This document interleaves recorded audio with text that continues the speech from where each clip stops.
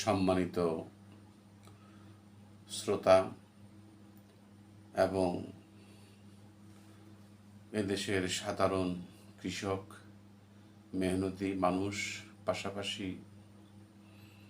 যারা বিভিন্ন ব্যবসা প্রতিষ্ঠানে সংযুক্ত আছেন, সবাইকে ভয়েস অফ আমি SM. Mofazzal Hossain voice of good news থেকে আপনাদেরকে সাদর সম্ভাষণ জানাচ্ছি। আজকে আমি যে বিষয়গুলো নিয়ে আলোচনা করব, এখানে দুইটি বিষয় আমার কাছে কয়েকটা দিন যাবৎ একটু গুরুত্বপূর্ণ বলে মনে হচ্ছে। সেটা হলো যে ব্যাংক থেকে কিভাবে কৃষকরা ঋণ নিয়ে থাকেন, কৃষি ঋণ। অন্যদিকে যারা বিভিন্ন ব্যবসা প্রতিষ্ঠানে আছেন, ব্যবসা প্রতিষ্ঠানের অনুকূলে কিভাবে আপনারা ক্যাশ ক্রেডিট বা সিসি ঋণ নিয়ে থাকেন, সে বিষয়গুলো নিয়ে, এই দুইটি বিষয় নিয়েই আমি আপনাদের সম্মুখে একটু আলোচনা করব।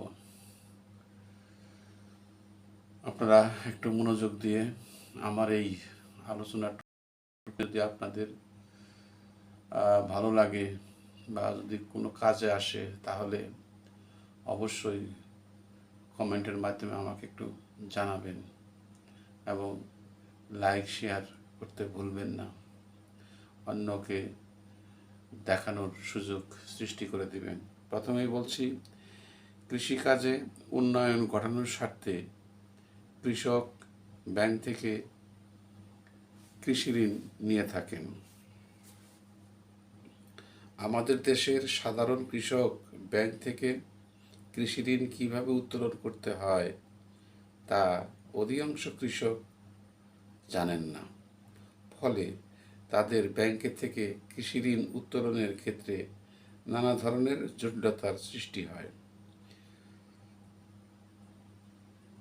যে কথাটা সত্য, আমি দীর্ঘ 40 বছর আমাকে চাকরি করেছি এবং ঋণ সংক্রান্ত দপ্তরে আমার কাজ ছিল। আমি বিভিন্ন শাখা ব্যবস্থাপক হিসাবেও দায়িত্বে ছিলাম। তো আমি দেখেছি যে আমার জ্ঞানের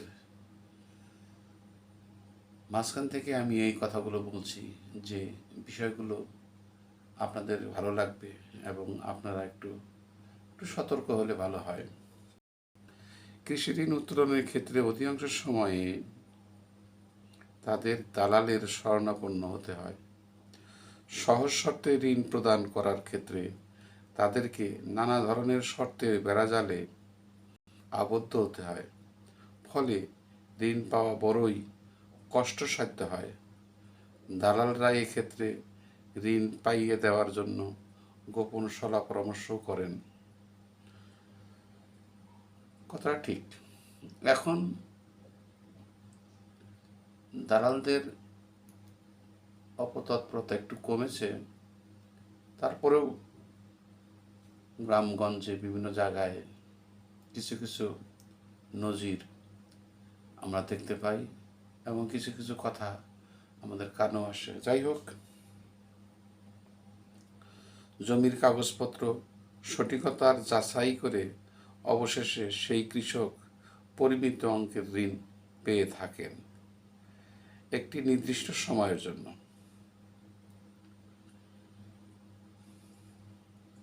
যে কাজগুলো ঋণ নেয়ার আগে করবেন তা হলো, কৃষকগণ, আমি এখানে শুধু শিক্ষিত কৃষকও আছে, ভালো ভালো, আমাদের দেশে অনেক ভালো কৃষিকাজে নিয়োজিত ব্যক্তিবর্গরা আছেন।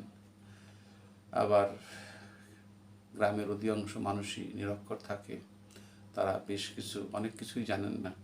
তারপরেও আমি বলবো যে ঋণ নেওয়ার ক্ষেত্রে যে কারণগুলো থাকে, এই কারণগুলোর প্রতি একটু আপনারা দৃষ্টি দিবেন।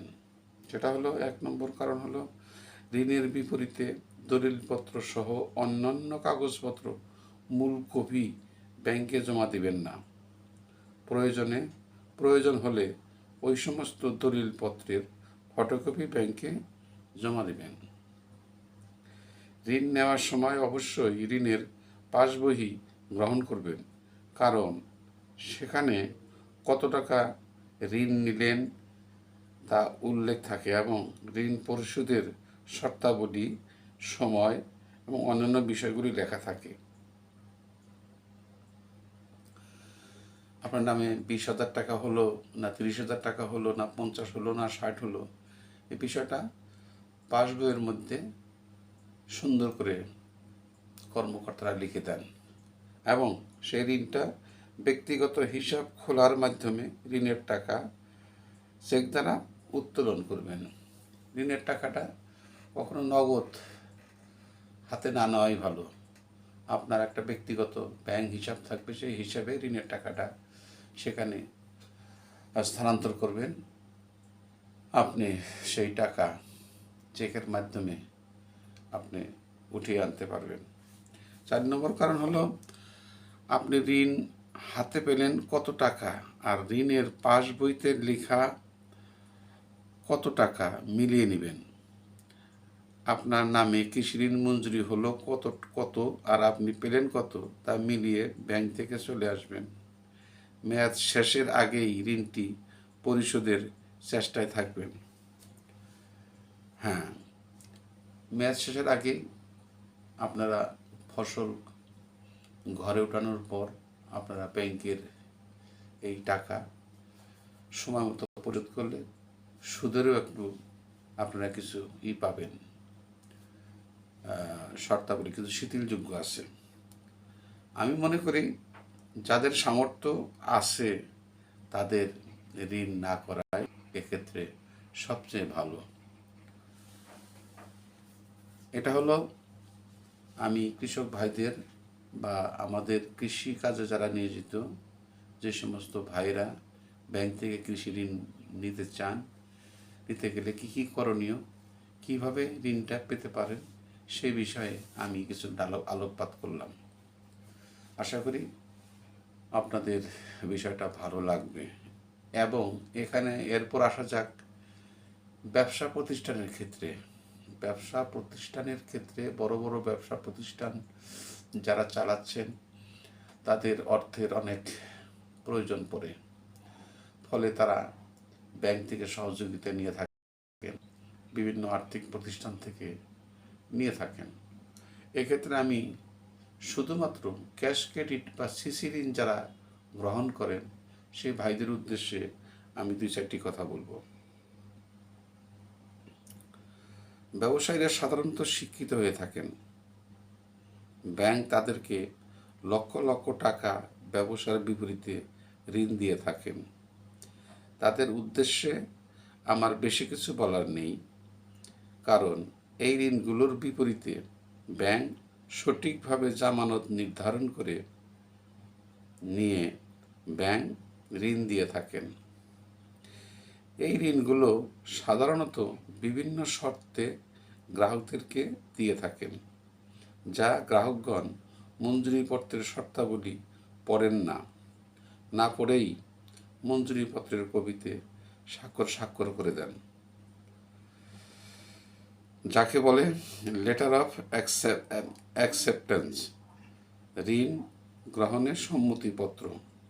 এক্ষেত্রে আমি সিসি ঋণের গ্রাহকদের 2টি জিনিসের প্রতি দৃষ্টি আকর্ষণ করতে চাই।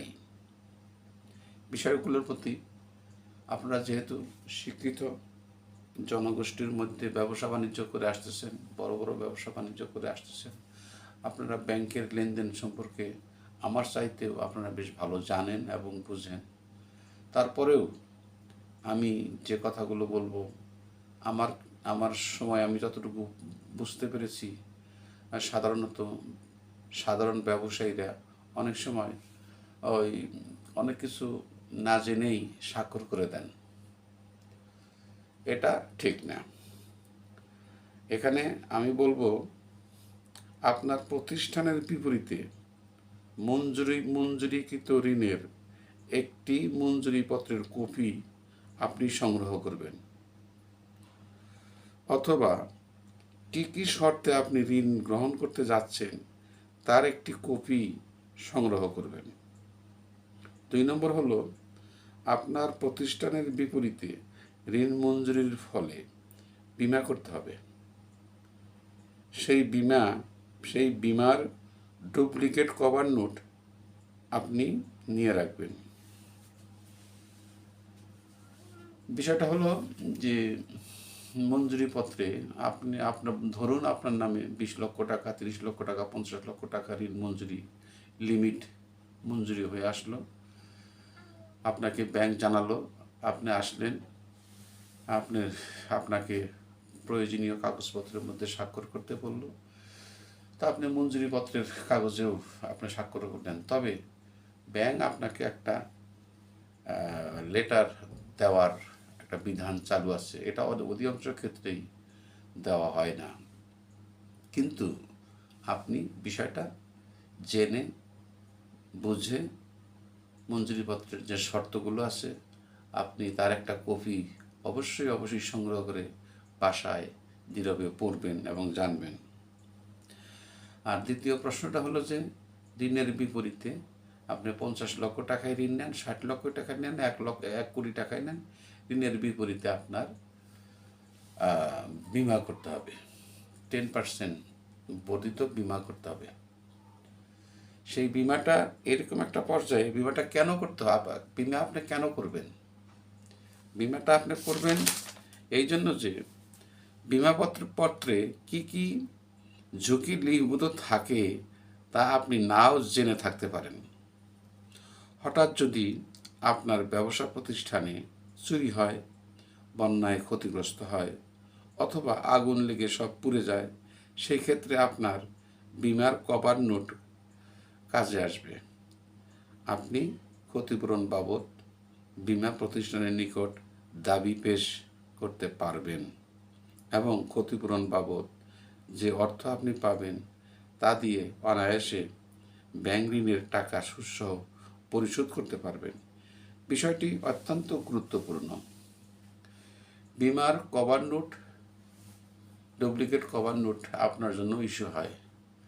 সাধারণত বিষয়টা অনেক ক্ষেত্রেই কভার নোট গ্রাহকরা নেন না, সেটা শাখায় পড়ে থাকে। কিন্তু কোনো দুর্ঘটনা ঘটলে তখন এই বিষয়গুলো সামনে আসে, তখন অনেক জটিলতার সৃষ্টি হয়। আপনি কেন এই ঝামেলায় যাবেন? আপনার টাকা দিয়ে আপনি ঋণের বিপরীতে আপনি বিমা করেছেন, তো বিমার কপি তো আপনার কাছে একটা থাকা দরকার, আপনি সেটা সংগ্রহ করবেন। সিসি ঋণের ক্ষেত্রে প্রতিদিন লেনদেন করবেন, সুদ অনেকাংশে কমে আসবে। এই বিষয়টিও অত্যন্ত গুরুত্বপূর্ণ, কারণ লেনদেন সিসি ঋণের ক্ষেত্রে আপনাকে প্রতিদিন লেনদেন করা উচিত। এই বিষয়টি অত্যন্ত গুরুত্বপূর্ণ, কারণ আপনি কেন হাতে নগদ টাকা গচ্ছিত রাখবেন? টাকার দরকার হলেই আপনি ব্যাংক থেকে উঠিয়ে আনতে পারবেন। আপনার লেনদেনের সমষ্টিও বাড়বে, ভালো গ্রাহক হিসাবে ব্যাংকে আপনার পরিচিতিও বাড়বে। আপনি সারাদিন ব্যবসা বাণিজ্য করলেন, টাকা পয়সা যাই কিছু আপনার ক্যাশে জমা হলো, সঙ্গে সঙ্গে ব্যাংক আওয়ারের মধ্যে আপনি টাকাটা ব্যাংকে জমা দিয়ে রাখলেন। এতে আপনার সুদের পরিমাণটাও কমবে, পাশাপাশি আপনি যে একজন ভালো গ্রাহক হিসেবেও ব্যাংকে আপনার যথেষ্ট সুনাম এবং পরিচিতি হবে। ব্যাংক থেকে ঋণের টাকা নিয়ে আর ব্যাংকের বারান্দায় পা রাখবেন না, এতে আপনারই বেশি ক্ষতি হবে। মনে রাখবেন, ঋণটি সাধারণত 1 বছরের জন্য সময় নির্ধারণ করে দেওয়া হয়। মনে রাখবেন, ব্যাংকের সুদ পরিশোধ করে আপনাকে লাভ করতে হবে এবং বছর শেষ হওয়ার 2 মাস পূর্বেই পুনরায় ঋণ নবায়ন কিংবা বর্ধিতকরণ করার কাজে আপনাকে ব্যাংকে যোগাযোগ করতে হবে। 2 মাস পূর্বে করবেন এই জন্যই যে যাতে আপনার লেনদেনে কোনো অসুবিধা না হয়, আপনার ব্যবসার যাতে কোনো ক্ষতি না হয়, সেই জন্য আপনার প্রয়োজনেই আপনি আপনার ঋণ বাড়াবেন না কমাবেন না কি করবেন সে বিষয়ে আপনি ব্যাংকে যোগাযোগ করে নির্ধারণ করবেন। আমি আশা করি আপনাদের কিছুটা বোঝাতে পেরেছি। তো আমার এই কথাগুলোর মধ্যে অনেক ত্রুটি বিচ্যুতি থাকতে পারে, ভুল হলে আপনারা আমাকে ক্ষমা করবেন। আমি আপনাদেরকে আজকের এই আলোচনাটা অত্যন্ত গুরুত্বপূর্ণ বিধায়ী আপনাদের সাথে আলোচনাটা করলাম। মনে রাখবেন, ঋণের কোনো সংজ্ঞা নেই, ঋণের কোনো সংজ্ঞা নেই। ঋণ মানে ঋণই, এটা অনেক যন্ত্রণা, অনেক জ্বালা যন্ত্রণা। এই ঋণ থেকে আপনাকে অনেক সতর্কতার সাথে ব্যবসা বাণিজ্য করে ব্যাংকের টাকা পরিশোধ করে আপনাকে লাভবান হতে হবে, আপনার ব্যবসা পরিচালনা করতে হবে। কাজেই আপনি আমার চাইতে আপনি গভীর জ্ঞানের মানুষ আমি বিশ্বাস করি। কাজেই আজকে আমি যে বিষয়গুলো নিয়ে আলোচনা করলাম, এই বিষয়গুলো যদি ভালো লাগে অন্যদেরকেও শেয়ার করবেন এবং চ্যানেলটি সাবস্ক্রাইব করার চেষ্টা করবেন, আর শেয়ার কমেন্ট যাই আছে করবেন। আমি S M Mofazzal Hossain, voice of good news 24 থেকে এখানে বিদায় নিচ্ছি আপনাদের মঙ্গল কামনায়। আসসালামু আলাইকুম ওয়া রাহমাতুল্লাহি ওয়া বারাকাতুহু।